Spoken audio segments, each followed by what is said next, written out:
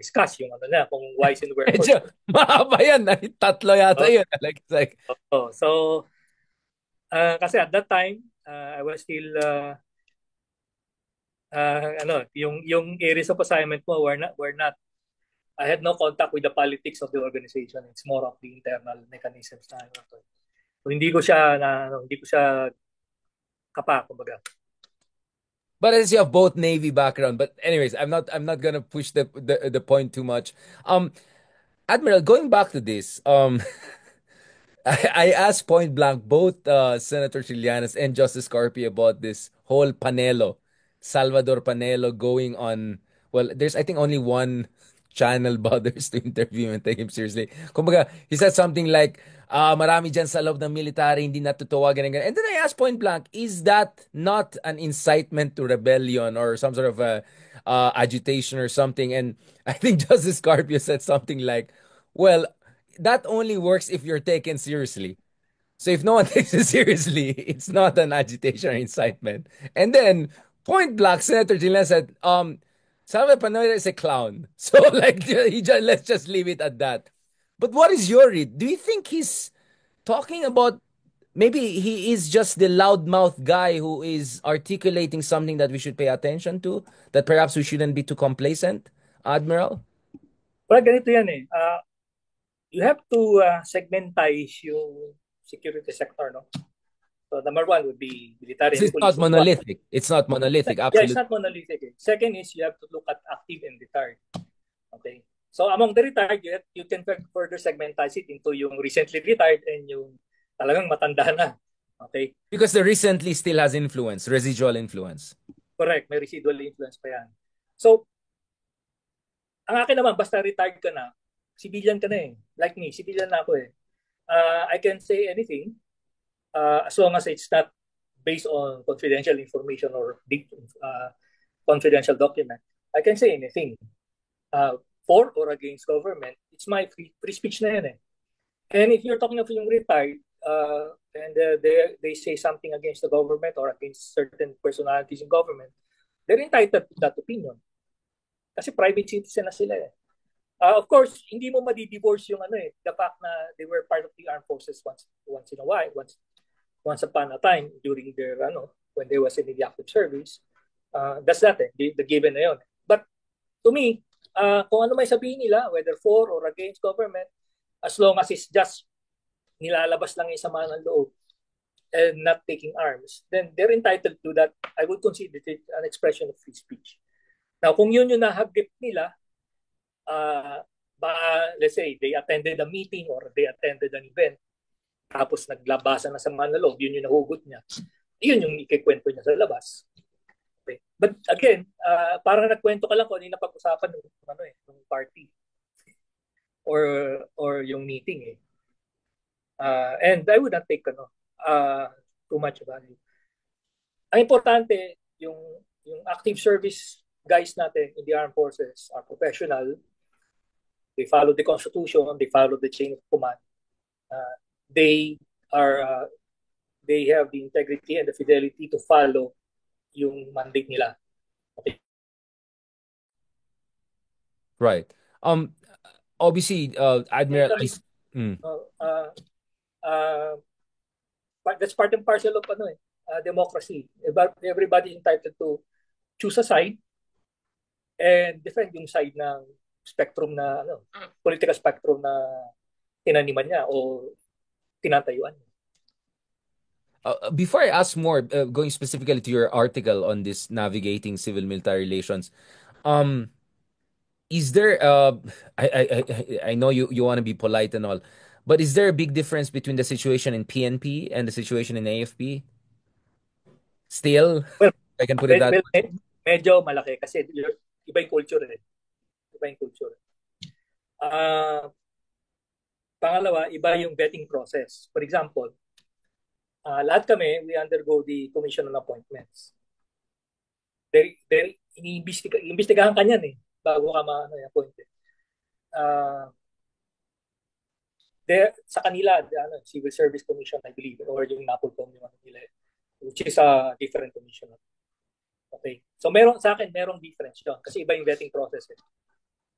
dun sa ano. Pangalawa, yung organizational culture, totally different. And I don't have to explain, very clear naman yun eh. Yung vulnerabilities ng Philippine National Police with respect to yung acculturation ng kanyang katawan. And also But susceptibility to political interference and subjective control. naka ano kasi naka embed naka part and parcel na yun eh. Kasi for example, ikaw si Mayor, you are given the ano eh, you are given the opportunity to select among three candidates kung sino yung ano mo, yung gusto mo maging chief of police ng ano mo, ng munisipyo mo. So that power already gives you certain level of oversight doon sa police na inassign sa iyo. And kahalubilo mo siya palagi. So iba yung level of exposure nila sa local politics eh. Mas immersed sila, kumbaga. And therefore more susceptible to Yeah. politicization, right? Exactly. While my degree of separation or healthy distance ng armed forces from let's just say the the mud of everyday. Yeah. Now, Well, yeah, hindi naman it's siya totally invulnerable, no? Kasi meron pa rin ano. But at least spectrum. I mean, it's a spectrum. Yeah, you're right. Like yeah. more on this than that. It's not either or. Yes, exactly. Admiral, going back to the AFP, dun sa article mo, you said the logical move for the AFP is to cut all vestiges of its links with the Duterte family. The low-hanging fruits available are number one, shutting down the Vice Presidential Security and Protection Group. Number two, transferring back the responsibility for the security of the Vice President to the General Headquarters. Number three, directing the Inspector General to investigate the dysfunction in the operation of VPSPG. Number four, directing the internal auditor to investigate how the confidential funds received by the VPSPG was liquidated and obliged. This, you argue, sends also a very clear signal to their patron, i.e. Zhongnanhai, i.e. China, that the Dutertes are not sacred cows that the AFP will have to defer to easily. It also conveys a clear message to the general public that it will honor the trust according to the institution by doing what is morally and ethically right. Are we moving in that direction, including some of the reshuffling we're seeing right now, restructuring the National Security Council? Okay. If you remember, yung Quadcom, tinurn over sa Armed Forces yung further investigation ng confidential fund. Okay. So the ball is the court. Yung bola kumbaga sa korte na ng Armed Forces eh. So they are obliged actually to act on that ano. Otherwise, the public will ask ano nangyari doon. Okay. Kasi pinasa na ng Quadcom eh. For one reason or another, whether it is to avoid further antagonizing the Dutertes or basically it was the proper move na nakita nila, yung bola nasa korte na ng Armed Forces. So yung minention ko sa article, those are the minimum that they can do based on yung mandate nila at saka yung powers allowed by them within the organization. Okay. Now remember, historically kasi yung security detail ng Vice President was either provided for by the Presidential Security Group or it was provided by the General Headquarters through meron siyang office eh. Naka-centralize lahat yung mga sundalo na nagpe-perform ng VIP security, not only for the Vice President, but for all others na merong nilagyan ng na deployan ng VIP security. So centralized for easy monitoring. Okay. Kasi minsan, mayroong mga nagre-request, hindi natatrack ng General Headquarters. Binabantayan niya yung ilan yung nasa labas eh. At the same time, para ma-regulate, kasi hindi para yung kahit sinong Poncio Pilato na lang manghingi ng VIP security for one reason or another. So yun, kaya naka-centralize. So ang akin naman recommendation, pinabalik lang naman dun sa tamang opisina yung responsibility na yun. And of course, yung Because Sara investigation. Duterte was creating her own parallel setup. Is that what you're saying? Correct. If you recall, batalyon. if you recall that group was created before yung nagpalit ng administration. Diba? Hindi pa nakaupo sila President Marcos noon eh, tsaka si VP Sara. Nakaset up na yung batalyon. Set Because up na that yun, was the no? former president, yeah. Oh, yeah. What is your read of itong nangyari sa National Security Council ngayon? Obviously natanggal yung the father and the daughter because usually you have ex-presidents also there, right? Because they're supposed to share ideas and make sure they're on the same page and the same wavelength on important issues. Clearly things we don't see with them. And at the same time, ang dami mga kaibigan ni Speaker of the House Romualdez ay dinagdag dyan. Ang dami mga deputy speakers. Now, what does that say to you? Okay, number one, it's consistent with doon sa binasa mo sa article na simulat ko eh. You cut all vestiges of all linkages with the Dutertes within the security sector. So what I mentioned is only the armed forces. But there are others. I think BP Sara is still the vice chairman ng NTF-ELCAC. I'm not sure kung Wait, hindi pa tinanggal rin pero na-abolish yung NTF-ELCAC. Wait, I thought wala na yung LCAC, ek na ando pa rin. Kasi technically may insurgency pa tayo. May naiwan pa eh. So I'm not sure kung nandun pa rin siya. And of course, yung na-mention mo, yung National Security Council, hindi lang si Vice President nandun, pati yung father. Because yung setup noon was all ex-presidents are supposed to be called in. And that's also the reason why historically, hindi kino-call in yung National Security Council yung buo. Ang pinapatawag lang Executive Committee, which basically consists which of Sara yung, was part of also, the executive committee. cannot be avoided, part siya ng EXECOM. Exactly, exactly. Basically, mga cabinet members yung EXECOM. Okay, so that may exclude the father, but it doesn't exclude the vice president. And now they had to exclude. The important thing is November 25, right? The father wrote a letter asking bakit parang yung anak niya hindi inimbita, or more importantly, asking for minutes of the conversation at the Hexicom. Is this a case of them saying, I'm not sure I want to share to you the important stuff because it might end up in Beijing tomorrow. Is that what's going on here, Admiral? I think kumbaga, it's a power move eh. It's a power move on the part of Malacanang. So, and again, it's consistent with what I was thinking sa armed forces naman. Tanggalin mo na lahat ng connection niya. Kasi yun yung ginagamit nilang conduit to yun yung ginagawa nilang soapbox to make statement na national security in nature yung statement. Okay. So tanggalin mo lahat yung connection. So decoupling. You're really calling for a decoupling here, yeah. Yes. Yeah. Obviously, my sense is the timing is also important because in a week or two, a new administration in the U.S. is going to come in. Now we can have a long conversation about Donald Trump and but if you look at people in his admin, people are going to run the Pentagon, people are going to run, Marco Rubio and the State Department, a lot, his national security advisor. They look like people who want us to be even more involved in not only pushing back against China in West Philippine Sea, but also on Taiwan. My sense is they would want allies to pitch in more, to be more involved. At least this is the sense I get based on some of the conversations we have had with them or people in the Heritage Foundation, among others. So obviously, if you're China, you want all the minutes of the real latest conversation with the Trump administration to be forwarded to their friends, right? I mean, I think the timing is also important, right? Because China wants Hindi. to figure out what could Trump mean for Philippines alliance. Kasi if I were China, I will move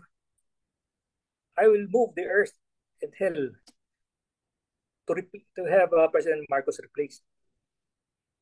That will be my power move. Or Bakit to ko pa put Duterte in power, basically, which is more accurate. Well, yes. Kasi, kaya sinasabi ko, we cannot divorce domestic politics with geopolitics kasi connected yan. Whether we admit it or not, nasa frontline tayo, and whatever happens to the Philippines affects the geopolitics of the region. Okay? And if I were China, I want a neutral or a friendly Philippines. Now, ang tingin ko, okay, si President Marcos, naku, medyo sinulog na niya yung tulay. Wala na kami naman yan. So ano yung power move ko dyan? I have to find a way na a friendlier president comes into power. So it's logical. That's why yung aking agam-agam kasi is we cannot isolate what's happening yung away pamilya, impeachment case, with yung US-China relations and competition. And of course, yung what's happening in Southeast Asia. Because it's like a proxy war in a way. It's Yung dalawa, nagiging proxy. Yung it is a dalawang proxy war. nagpo-proxy war sila. Um, uh, Speaking of this, I mean, I'm just curious, what is your read on this situation? Because on one hand, if you look at the portfolio, you look at the statements of whether Marco Rubio, Mike Waltz, people who are gonna run the Pentagon, they all seem like China hawks, right? They seem very much like people who want even a tougher stance on China, whether on the trade front, on the security front. You see a lot of concern about Philippines, about Taiwan, and then of course you have Donald Trump, right? We don't know what I don't think even he knows what he's gonna do, right? So you suddenly have the situation whereby will Donald Trump cut a deal, a grand bargain? I'm actually quite skeptical of that argument, but nevertheless, that's always the background noise. And then at the same time, you're gonna have this hawkish guy coming in and saying, "Go, go, go, lang tayo." What is your read? Do you think there'll be more continuity with what's happening under Biden? Do you think there'll be an escalation, or do you think there'll be a new indeterminacy, if I can put it that way? Because the reason why I ask you, Admiral, is there are some people whose argument is, I don't know if you saw it when Trump won. Duterte said, "Let congratulate," and it's like parang congratulations to my great pal. Like parang nagfi-feeling yung mga ibang Duterte people na because beshi daw si Digong at Trump back in the day that I don't know Trump will save Duterte, and that because BBM was so cooperative with Biden that Trump will be hostile to him, hindi daw siya in-invite sa inauguration. Like, there's that narrative. What do you think that narrative makes sense? Obviously, you can see where I stand on that. But why do you keep on hearing that narrative? Is it self-delusion, or is it muddying the water? Is it psychological warfare? To say US now is more unreliable because Trump likes Xi Jinping, likes Duterte, doesn't like alliances, doesn't want to fight for its allies. Okay, kasi ang tinitingnan ko lang, although tama ka naman, Mark Rubio, Elridge Colby, China Hawks yan eh. And more or less, latag naman kung ano yung ano nila eh. Latag naman kung ano yung policy nila. And yung mga pronouncement nila gives you a sense of saan yung direction nila. But si Trump, hindi ba naman yan eh. At the end of the day, ba si Trump? Then there's another factor, si Elon Musk. Okay? Si So Trump how kasi, do we hedge? So how do we hedge? That's my point. yeah. So, si Trump has already a statement on Ukraine. He has already a statement on Europe. He has no statement so far that I am aware of on the Indo-Pacific. Wala pa. So, kumbaga, medyo opaque yung ano niya eh, yung ano yung, saan direction siya pupunta rito eh. But didn't he say that Taiwan has to spend more on its own armed forces? They have to carry the water more on their own. He said that during the campaign period. And he didn't give a clear answer that he'll come to Taiwan's rescue. But that's Taiwan. But Taiwan is not the ano eh, the center of Mm. the Indo-Pacific universe naman eh. So you're talking about the overarching strategy. Yeah, the overall one. Kasi yun yung the missing piece eh. Pangalawa, there's a problem sa specifically to the US Navy, but to the US Armed Forces in general, that cannot be corrected in one term lang. And that is yung industrial capacity ng US has deteriorated over time. Okay, so much so that the PLA, the People's Liberation Army Navy, has superior numbers of combatant vessels compared to the US Navy. Hindi mo makokorek yan agad. Okay? So even if the spirit is willing, let's say, okay, Trump, Mark Rubio, the new DOD guy. You're saying there's a structural limitation. In four Yeah, years, you cannot build four new aircraft carriers and 20 corvettes or whatever. correct. And it's the numbers game will have an impact on deterrence on the ground. Okay. Kaya nga kaya lang gawin ng US Navy ngayon, FONOPS. And we've seen what capability ng China's Navy, Coast Guard, and militia combined. Pag nag-swarm or nag-surge sila sa Scarborough, Second Thomas Shoal o Sabina Shoal, they can generate at least 50 to a maximum of 60, 70 vessels at any given time. Okay? Para i-blockade yung feature na yun. So, sabi nga ng according to Soviet doctrine, quantity sa quality on its own. But we have to deal with. So now, where does the Philippines come in? Because you use the same term as Elbridge Colby, right? The strategy of denial. Can you tell us a little bit about your Admiral, your discussion about strategy of denial? Ano yung kailangan gawin ng Pilipinas given this indeterminacy na hindi natin alam anong gusto mangyari ni Trump? And then of course, there's the Elon Musk element that I don't want to underestimate. Because as we speak, Elon Musk is doing his own parallel diplomacy. He met the Iranian ambassador at the United Nations, apparently without any coordination. He seems to be very friendly to the idea of ending the war in Ukraine. Namely, he's not solidly behind Ukraine. Some say he has even business interests in terms of looking at mineral resources in Russia, who knows, even Iran. And obviously in China, he has huge business interests there.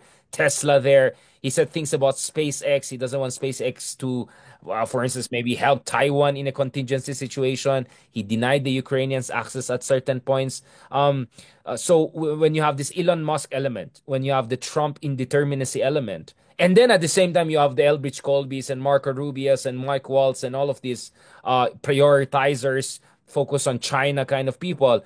That's quite a medyo challenging. Yeah, it's like you're that's Uh, like three different directions at once. Actually, I mentioned Elon Musk because Elon Musk has a substantial investment in China, in Tesla. So he might swing it the other way. Yun yung concern ko ron. And if you're reading yung social media sa X, right now ang Absolutely. tinutumbok niya ay UK. Yun ang pinuportray. Germany and everywhere is interfering na directly. No, he's doing his own malign influence in Europe. And shameless. I mean, this is crazy. He's gone rogue. Elon Yeah. Musk has gone rogue. But we have to accept na he has some influence on policy kahit paano. So yun ang ano natin. Now, yung question mo, I didn't answer the question. It goes back to yung theory of victory, which has two components. Okay, the denial one and the cost imposition strategy component. But I just focus on the denial one, So can which you is more or explain less that for consistent. the purpose of audience na hindi nagbasa ng I don't know Elbridge Colby's book or something? Although thanks to him, he gave me a copy of that. But sige, let's discuss. What is the strategy of denial from a Philippine perspective? Denial is to create the capabilities that will prevent China from achieving victory or achieving success. That means you have to establish some resiliency right on para hindi niya makuha yung gusto niya. Now, ang ina-attribute naman kasi natin na victory conditions for China, dalawang component yun. Yung first component is one way for China to declare victory if it is able to successfully divide yung country. Okay? Pag napag-away-away niya yung target country niya, uh, pwede niya na-claim victory kasi it doesn't have to go to war. Kasi tayo-tayo na mismo mag-aaway. Which is why I am very concerned about yung domestic politics natin. Particularly if merong hint of foreign interference yung domestic politics natin. The second possibility of a victory condition for China would be if we are willing to give up national interest natin just to avoid escalation. Okay? And I've seen that happen in the West Philippine Sea on several occasions. Yung parang, okay, para wala ng gulo, sige, we will do this, we will concede this. And ang problema dito, yung incremental concessions na binibigay natin, pag pinag-sum total mo yan later on, years from now, baka kinip up na natin incrementally yung West Philippine Sea. Just because we are afraid of escalating. So those are the two victory conditions ng China that we are trying to deny them. That's important, Admiral, because sometimes I wonder, is it because masyado tayong focus sa West Philippines and national security issues? But, you know, ito, I don't know kung you have the same reading. yung mga ibang kaibigan natin who are for good governance and for good reasons, raising concerns about the budget, alleged and real anomalies, deficiencies of the Marcos administration, inflation, whatever. Would it be too cruel for us to say that they're the unwitting enablers of the pro-China elements in the Philippines? Meaning they're contributing to weakening the foundations of the current administration. Now, that is not to say that we should not criticize. I've had like 12 episodes with Justice Carpio on PhilHealth and all of that. But minsan feeling ko yung ibang kaibigan natin parang all-out mode without paying attention to, actually, we're in the middle of a Cold War. As we speak, China is invested in destabilization of this country, and they have a major family more or less aligned with them. I mean, I think we should spell this out, right, Admiral? Are we being unfair because we're too focused on geopolitics and territorial integrity in West Philippine Sea, or are we just being brutally honest with people that this is not a normal political situation? Actually, na-read ko yun kanina dun sa kabilang channel. Uh, they were mentioning that that ang question I'm naman sure nila yung sa kapilang channel narinig niya na sinasabi ko yung kagabi. oh yeah. So, yeah. I think may natamaan like, I didn't mean to say anything. I just said, parang ingat lang kayo. Wag kayong bara-bara lang dyan. Oh. Actually, I alam mo naman, yung circle of yung mga kausap ko rin naman, ka-engage ko. Also, is very focused on the budget. And I think tama naman na, bigyan pansin yun. Ang dagdag ko na lang sa conversation is, okay, while we're doing that, let's just be aware na ito yung, if we do not calibrate, so the operative word is, if we do not calibrate our actions, kaya nga, ang inaano ko dito, yung pag nakusap ko si Justice Carpio, sir, okay lang naman protesta tayo dito sa sa policy na to, or yung this policy 1 or policy 2, policy 3. But we should be mindful na pag ang conversation is papunta